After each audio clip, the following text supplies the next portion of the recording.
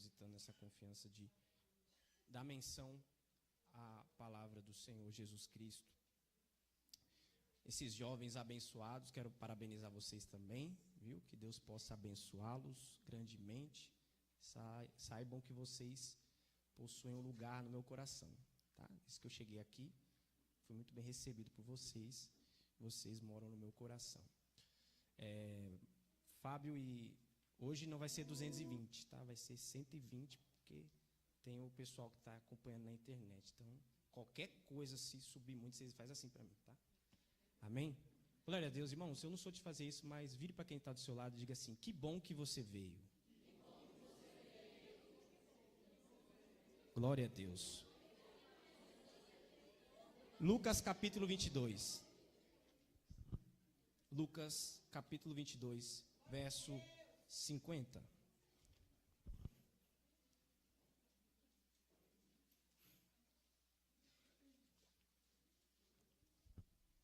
Evangelho de Jesus segundo escreveu Lucas, capítulo 22, verso de número 50.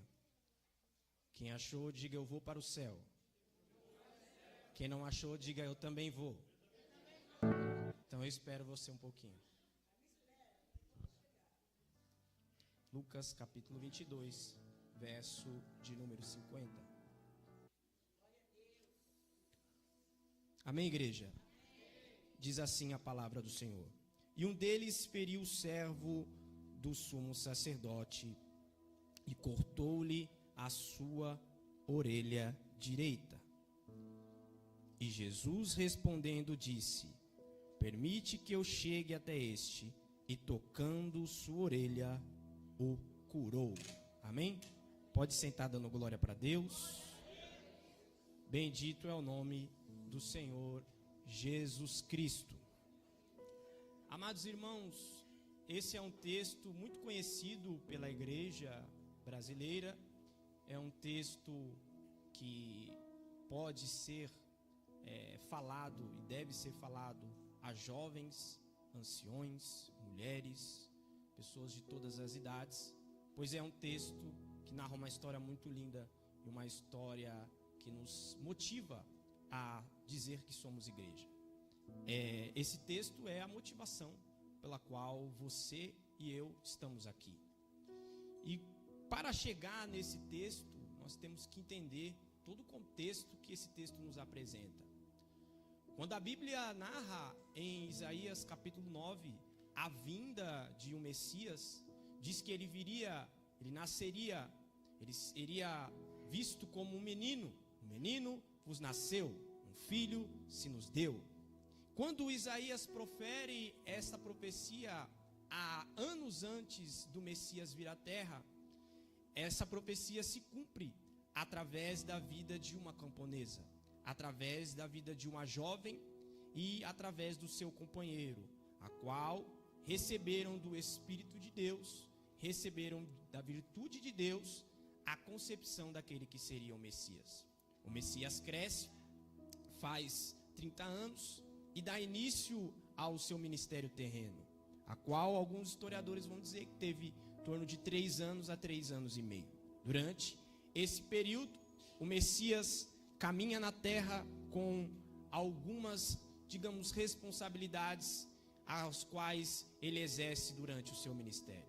Ele escolhe para si 12 homens, aos quais eram homens comuns, eram homens errantes, eram homens aos quais tinham profissões simples como meros pescadores, cobradores de impostos. Eram pessoas como nós, simples. Não eram pessoas como os fariseus, como outras pessoas que tinham muito conhecimento. Alguns deles até eram conhecidos como indoutos ou analfabetos, digamos assim. Então, quando nós vemos essa trajetória, nós vamos ver que durante a trajetória desse ministério, Jesus, ele trabalha através do ensino. Seu ensino é visto por parábolas, seu ensino é visto de forma simples, mas a sua mensagem, ela chega até a sinagoga e também ela chega até as aldeias, os lugares onde as pessoas eram mais pobres e também os pecadores. A mensagem de Jesus, ela é a mensagem do reino dos céus. A mensagem de Jesus é uma mensagem de reconciliação.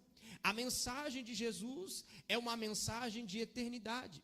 A mensagem de Jesus mira a muitas pessoas que as coisas que são da terra são coisas passageiras, mas aquilo que é do céu é eterno e vale muito mais a pena. A mensagem de Jesus é anunciar o reino do seu Pai. A vontade de Jesus é que todos nós, assim como os discípulos, fizessem a vontade do Pai. E diante desse ensino, Jesus vai mostrar, através de sinais, prodígios e maravilhas, quão a mão de Deus era com ele. Aonde Jesus passava, milagres aconteciam. Coxo andava, cego voltava a ver, mortos ressuscitavam. É bem verdade que aonde Jesus passava, os religiosos ficavam com raiva dele. Mas, por onde ele passava, também as pessoas o aclamavam e as multidões o seguiam. Porém, nós vamos ver nesse texto que alguns historiadores vão dizer que são as últimas 24 horas de Jesus. Jesus tinha acabado de cear com os seus discípulos. A ceia simbolizava ali também aquilo que Jesus tinha entregado a eles, aquilo que eles nos ensinaram e aquilo que nós fazemos nos dias de hoje em memória dele. Porém, Jesus deixa claro que alguém ou um dos discípulos iria ser aquele que iria trair. Bem verdade que aquele que fosse trair o Filho do Homem seria o chamado filho da perdição. Então Jesus, ele acaba de cantar um hino.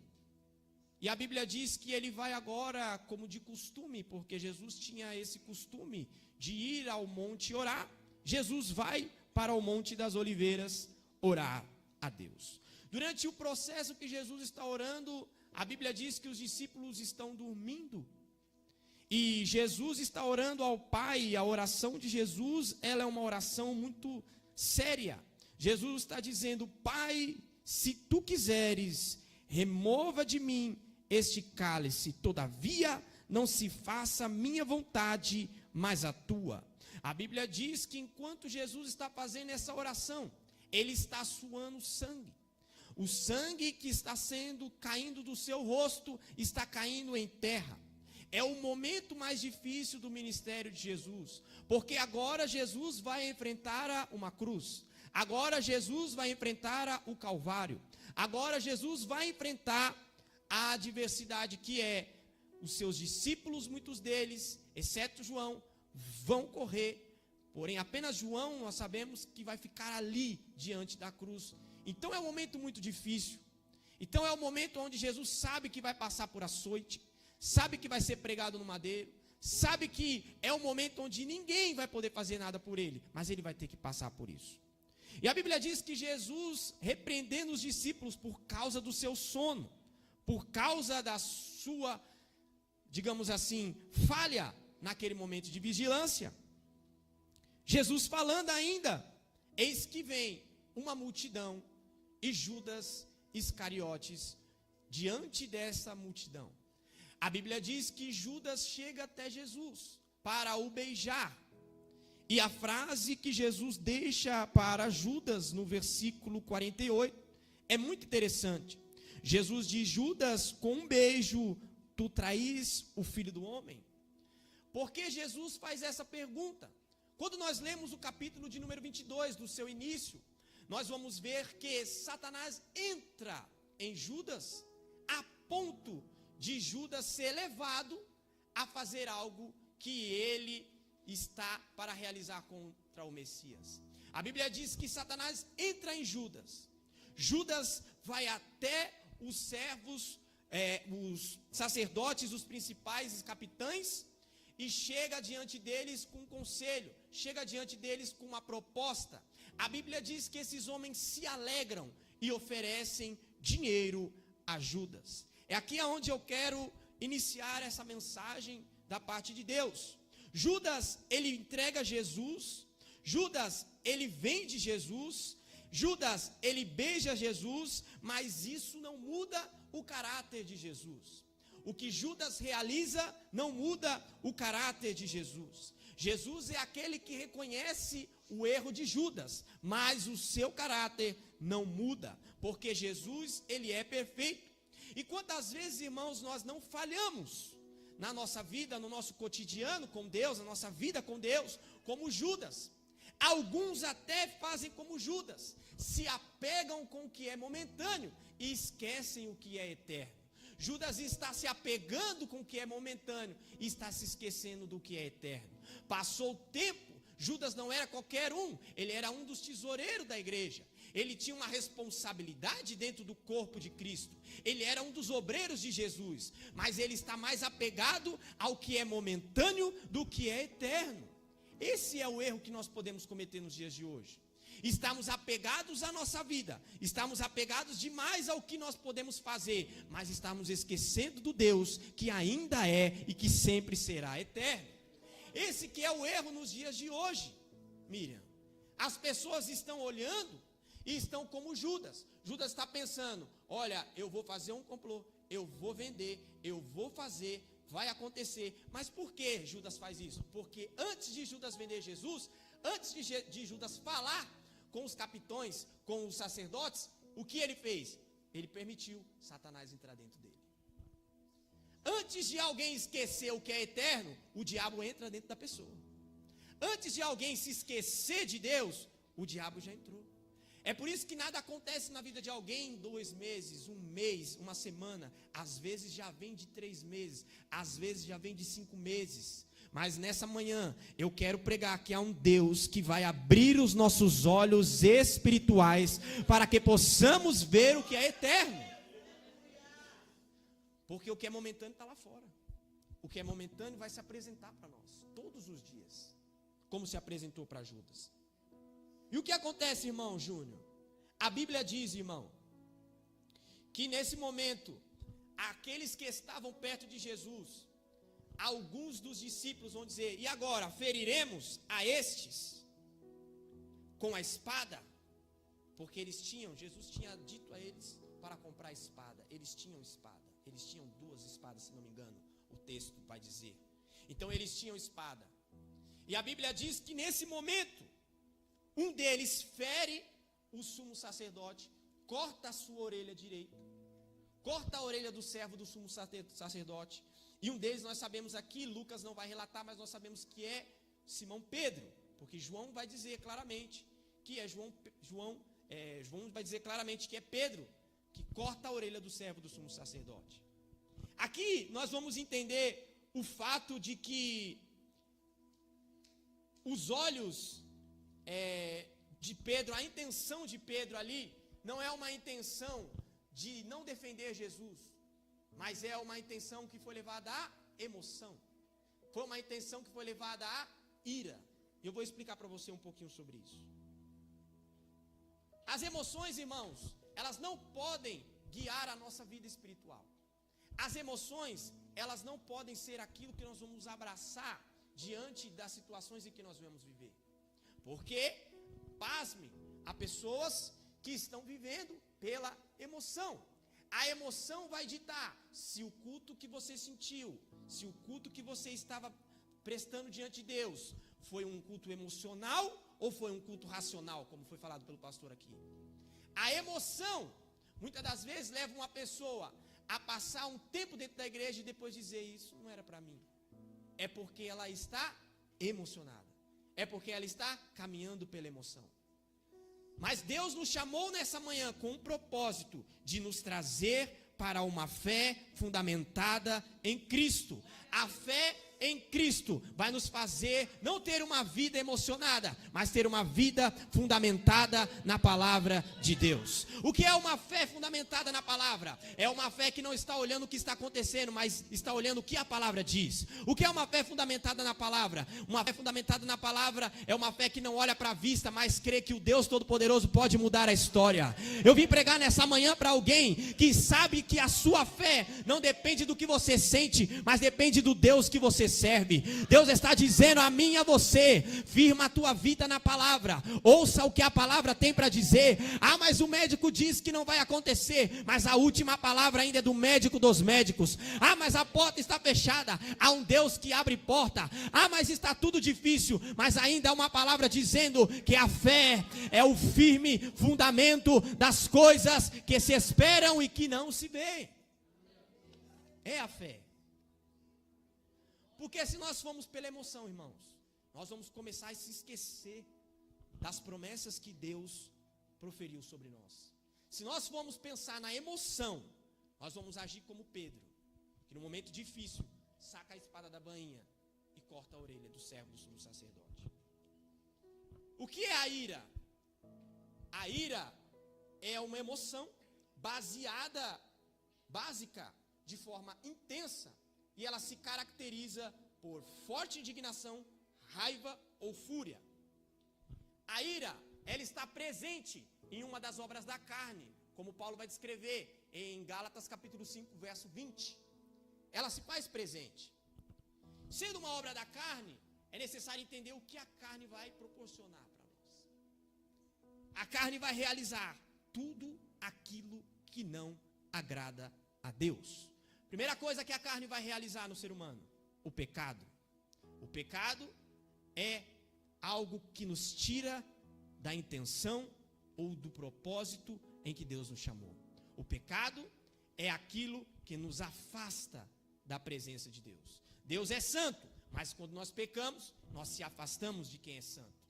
É como se essa água aqui, que está pura, limpa, eu jogasse terra dentro dela, ela não vai ser a mesma água. O pecado suja a nossa alma. O pecado fere a santidade de Deus. E o pecado nos afasta do propósito que Deus tem para realizar na nossa vida. Outra coisa que a carne vai realizar na vida do ser humano é a morte espiritual. E pasmem, na igreja brasileira está sendo comum entendermos a morte espiritual. O que é a morte espiritual? As pessoas estão no automático cantando hinos. As pessoas estão no automático prestando cultos, mas não tem mais prazer em estar com Deus. Não tem mais prazer em adorar a Deus. Não tem mais prazer em estar na casa de Deus. Vem porque é mais um culto. Vem porque eu preciso acompanhar alguém. Isso se chama morte espiritual. E o que mais a carne vai realizar, irmão Júnior? Também a frieza espiritual, que está próximo da morte espiritual. O que é a frieza espiritual? Se alguém orava, já não tem mais prazer em orar. Se alguém lia a Bíblia, já não tem mais prazer em ler a Bíblia. Se alguém gostava de vir para o culto, já não quer mais ir para o culto. Não tem problema. Eu falto hoje, não justifico, não tem problema. Isso é frieza espiritual. E o que mais a carne vai realizar também? A carne vai realizar algo muito difícil nos dias de hoje de pregar, mas Deus mandou eu pregar sobre isso. A falta de compromisso com Deus. É quando alguém tem uma responsabilidade, mas prefere não abraçar a oportunidade, não abraçar a responsabilidade, não realizar aquilo que Deus quer. Isso se chama falta de compromisso com Deus. Tudo isso é porque, irmão Júnior, explica para mim. É porque a carne se opõe ao Espírito. A carne se opõe àquilo que nós queremos fazer. Você sabia que até o desejo de adorar a Deus não provém de você, provém de Deus? Então a carne tem esse desejo. Enquanto nós queremos Deus, a carne quer uma vida longe de Deus. Enquanto nós queremos estar perto de Deus, a carne quer que nós fazemos a nossa vontade. É simples, porém, a carne tem esse desejo. Ela impulsiona-nos a esse desejo. E quando nós pensamos nisso, nós estamos vendo que Pedro está sendo guiado pela carne. Porque se Pedro entendesse quem era Jesus naquele momento, Pedro ia saber que isso ele não deveria fazer. Ah, irmão Júnior, mas Jesus repreendeu Pedro lá atrás. Sim, chamou ele de Satanás, porque ele não estava entendendo o propósito que Jesus veio para a terra. Sim, mas lá na frente Pedro também vai negar Jesus. Sim, mas lá na frente Pedro também vai voltar a pescar. Sim, mas lá na frente Pedro vai ser um líder da igreja. Então tudo que nós fazemos, a qual nós erramos, nunca é em vão, sempre há um aprendizado nisso. E é interessante que a resposta de Jesus a Pedro cortar a orelha do servo do sumo sacerdote não é repreender Pedro ali, mas é mostrar quem é Jesus. A Bíblia diz, irmão, isso aqui é lindo. Pode ver aí o verso que nós lemos. Jesus, ele pede se ele pode se aproximar do homem. Quando Jesus se aproxima, a Bíblia diz que ele cola a orelha do servo do sumo sacerdote. O caráter de Jesus, ele mostra que mediante uma situação que alguém erra, ele ainda é perdão. Nós éramos como servo do sumo sacerdote, todos nós aqui. Diante de Deus, nós éramos estranhos, inimigos de Deus. Mas Cristo, com a sua compaixão, nos alcançou e nos trouxe para perto do reino do céu. Todos nós éramos indignos, todos nós éramos alguém que falhava, mas Jesus olhou para nós e disse: eu vou ter compaixão, eu vou levantar, eu vou trazer para a minha presença, eu vou mudar a história. Irmão, há duas coisas aqui que o texto vai me mostrar. A primeira, que Jesus, ele tem perdão para quem foi ferido, servo do sumo sacerdote, e Jesus tem perdão para quem feriu, para Pedro. Porque a Bíblia diz que Jesus cola a orelha do homem. Isso significa que Jesus demonstra que ele é cura, que ele é perdão. Se você foi ferido por alguém, se alguém te feriu em algum momento, saiba que Jesus está aqui para te perdoar, mas também para curar a sua alma. Se alguém te fez algo lá fora, se o mundo diz que você não é nada, se o mundo diz que você não presta, há um Deus que vai ao seu encontro para curar a sua alma e para dizer: eu sou Jesus, aquele que mostra o caminho, aquele que é a verdade, aquele que é a vida, aquele que é o Pai, aquele que diz: eu e o Pai somos um. Ele veio para mudar a história de alguém nessa manhã, ele veio para transformar a vida de alguém nessa manhã. Saiba você que Jesus está vindo ao seu encontro, não para poder simplesmente te julgar, não para poder apontar, mas para mostrar um novo caminho, uma nova rota, uma nova estrada para você, há um novo caminho que Deus quer que você caminhe. Quando Jesus vai ao encontro daquele homem, irmão, não é para curar o físico, mas é para curar o que está dentro. Porque alguém que recebe o milagre de Jesus, como foi falado aqui pela Isabela, nunca é o mesmo. Nunca mais vai ser o mesmo. E Jesus não está fazendo isso, irmão, na frente dos discípulos apenas. Ele está fazendo na frente daqueles que vão levá-lo para o madeiro. Porque Jesus não está apegado em realizar milagres.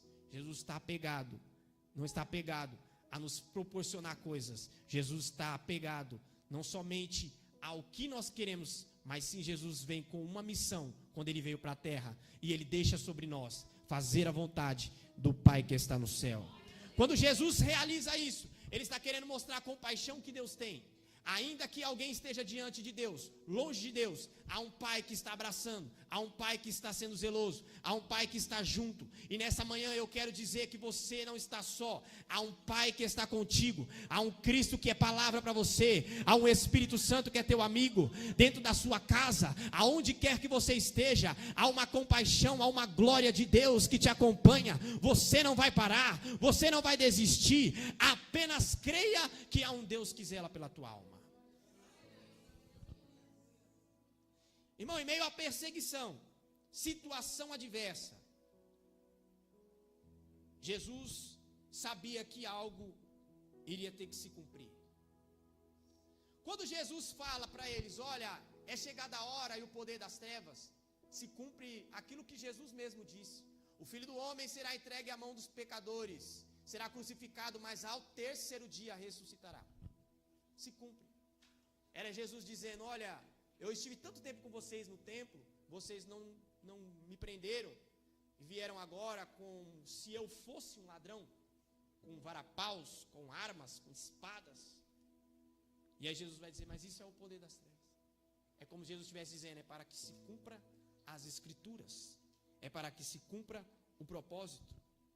Irmão, o que motivou Jesus a ir para o madeiro, a ir para uma cruz, não foi os seus discípulos. O que motivou Jesus a estar diante do Calvário, a caminhar sobre a via dolorosa, não foi, irmão, o simples fato dele ser Deus, o simples fato dele ser o Filho de Deus. O que motivou Jesus não foi a emoção.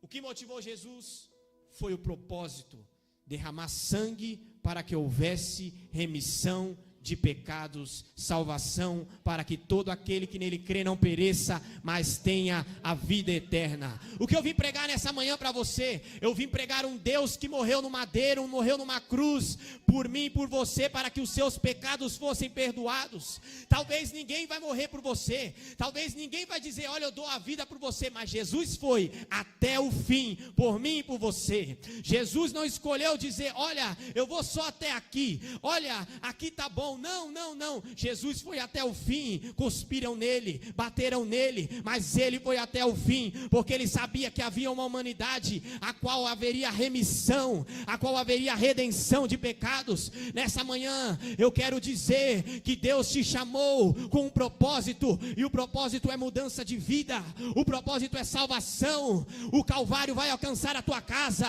a cruz vai alcançar a tua família. Jesus está dizendo nessa manhã, através dessa palavra, que ele vai curar, que ele vai salvar.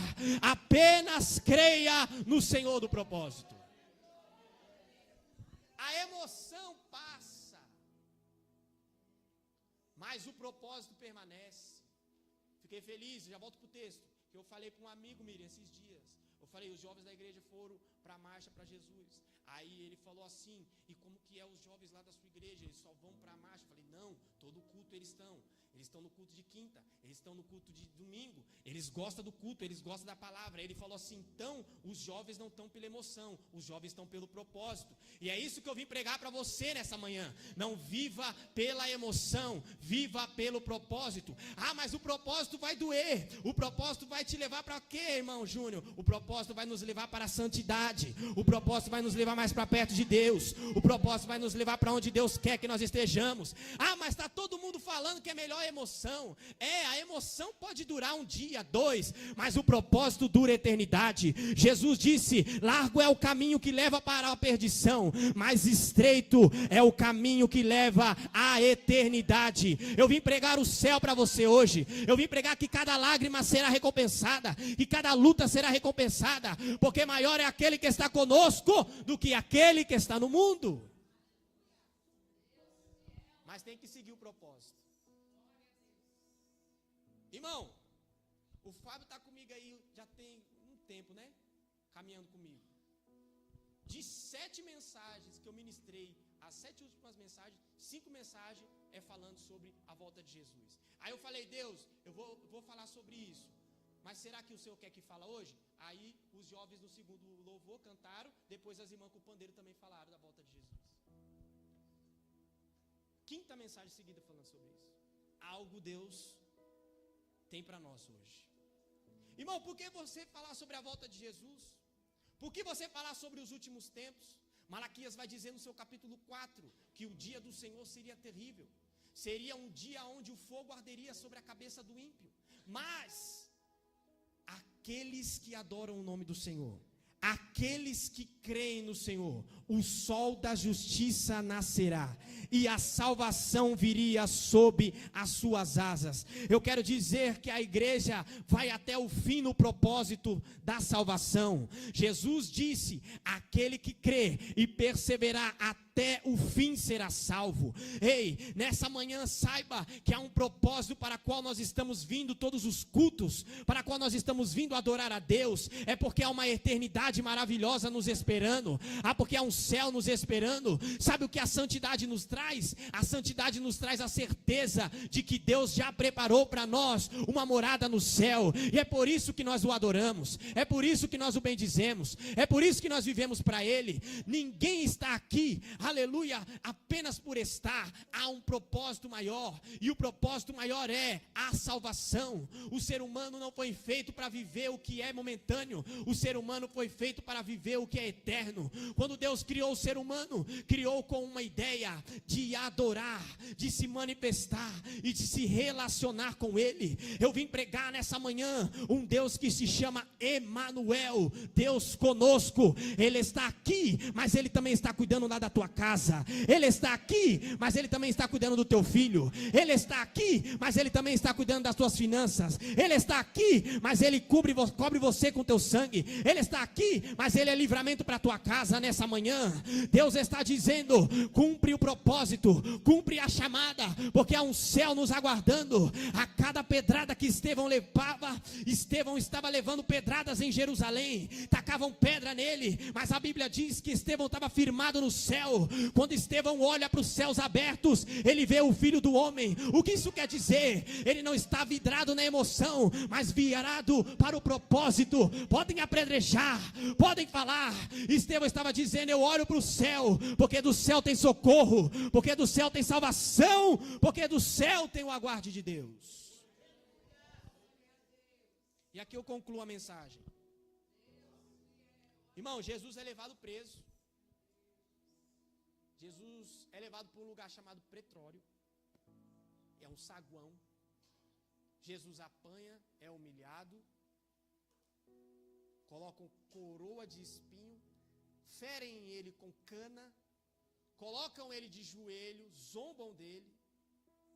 Dali ele é levado para um caminho que nós conhecemos como Gólgota, um lugar da caveira onde ele vai ser crucificado. Zombam dele, dizendo: desce daí, salva-te a ti. Não salvou tantos. Outros vão dizer assim: olha lá, ele está conversando com Elias.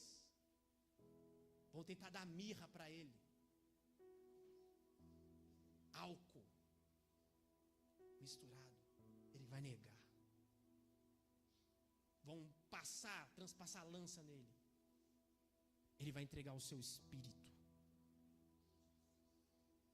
O véu se rasga de cima a baixo. Quando isso acontece, irmão, já está certo que ao terceiro dia ele iria ressuscitar. Quando chegam as mulheres, Joana, Maria Madalena, o anjo diz: olha, ele não está. Quando Pedro vai lá olhar, o sepulcro está vazio. O nosso Deus está vivo. O nosso Deus é vivo. O nosso Deus cuida da igreja. O nosso Deus te ama. O nosso Deus te chama nessa manhã para ter uma vida de intimidade, para ter uma vida de verdade, para ter uma vida próxima dEle. Como a irmã Isabela disse, ela tem sede de Deus. Deus está derramando sede da palavra, sede da presença, sede de quem Ele é, sede de quem Ele é na sua vida. Eu vim pregar que o seu Deus está vivo. E aqui eu concluo a mensagem. Hoje ele é advogado. Hoje ele perdoa. Hoje ele é perdão. Hoje ele abraça. Hoje ele consola. Hoje ele é graça para nós.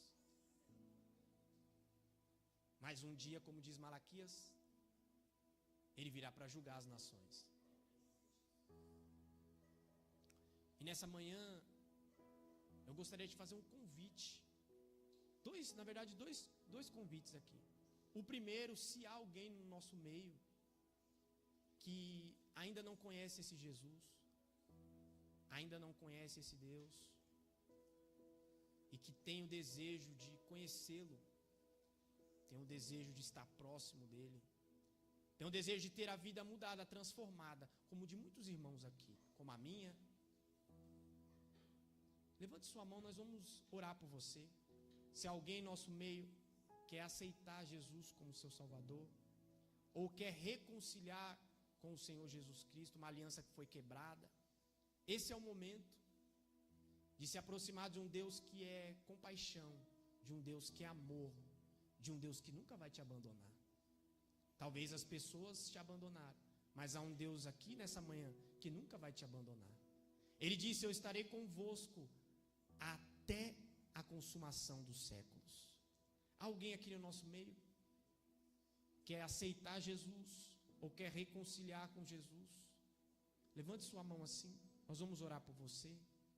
Quer dar um passo para ter uma vida mudada, uma vida transformada? Você pode vir aqui à frente. A igreja pode dar glória a Deus, irmão? Jesus está salvando. Jesus está salvando nessa manhã. Glória a Deus. Abraça ela, amiga.